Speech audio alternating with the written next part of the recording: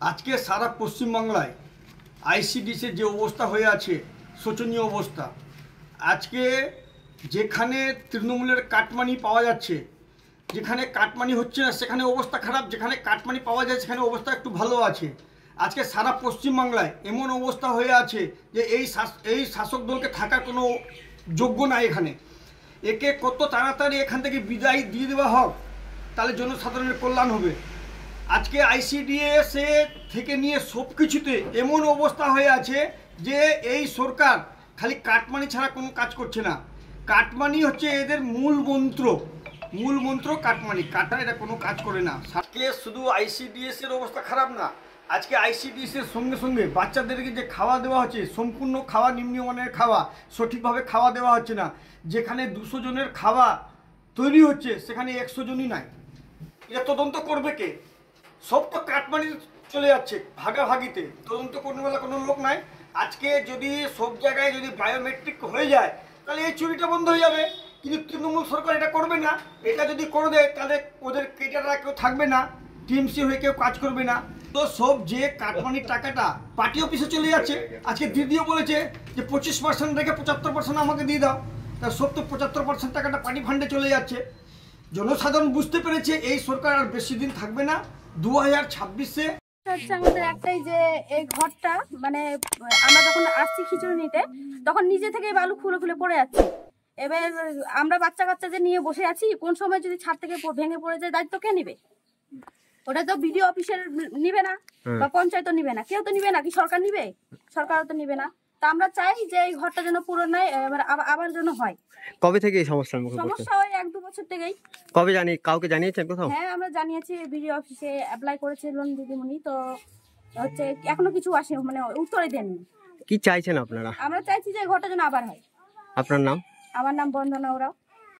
ওরা তো ঠিকই বলছে, কারণ অনেক দিন থেকে আমি বিডিও অফিসে অ্যাপ্লিকেশন করছি, তবুও কোনো কাজ হচ্ছে না।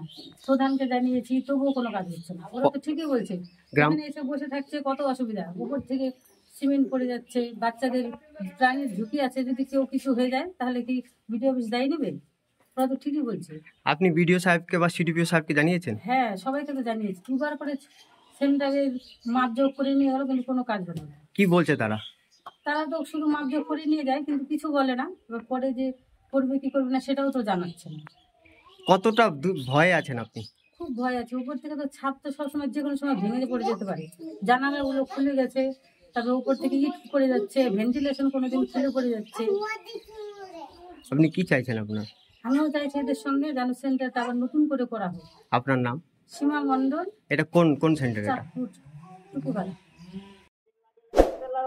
অ্যাকচুয়ালি ওই সেন্টারটা নিয়ে আমি ঊর্ধ্বতন কর্তৃপক্ষকে পাঠিয়েছি রিপেয়ারিং করার জন্য। আসবে, যখন ফান্ড আসলে ওটা ঠিক করা হবে। আমরা সেন্টারটা শিফট করানোর কথা বলেছি, অঙ্গনওয়াড়ি ওয়ার্কারকে বলেছি যাতে ওখানকার লোকাল মেম্বারকে বলে আর প্রধান সাহেবকে বলে যাতে সেন্টারটা শিফট করানো যায় আশেপাশে কোথাও বাড়িতে, কোনো বাড়িতে বা কোনো স্কুলে, সেই ব্যবস্থা করতে বলেছি। দেখা যাক কি হয়। জানতে পারলাম যে বামনগোলাতে আইসিডিএস কেন্দ্র নিয়ে এই সমস্যা বা অভিযোগ এসেছে। আমি প্রশাসনকে এবং ডিপিও সাহেবকে বলছি যেন উনি দেখে বিষয়টি ইমিডিয়েট ব্যবস্থা করেন, কারণ আমরা চাই না কোনোভাবেই কোনো শিশু বা যারা কর্মী রয়েছে তাদের কোনো অসুবিধে হোক, এবং আইসিডিএস কেন্দ্র চালাতে কোনো অসুবিধে হোক, সেটা আমরা অবশ্যই চেষ্টা করছি। জানতে পারলাম যে বামনগোলাতে আইসিডিএস কেন্দ্র নিয়ে এই সমস্যা বা অভিযোগ এসেছে। আমি প্রশাসনকে এবং ডিপিও সাহেবকে বলছি যেন উনি দেখে বিষয়টি ইমিডিয়েট ব্যবস্থা করেন, কারণ আমরা চাই না কোনোভাবেই কোনো শিশু বা যারা কর্মী রয়েছে তাদের কোনো অসুবিধে হোক, এবং আইসিডিএস কেন্দ্র চালাতে কোনো অসুবিধে হোক, সেটা আমরা অবশ্যই চেষ্টা করছি।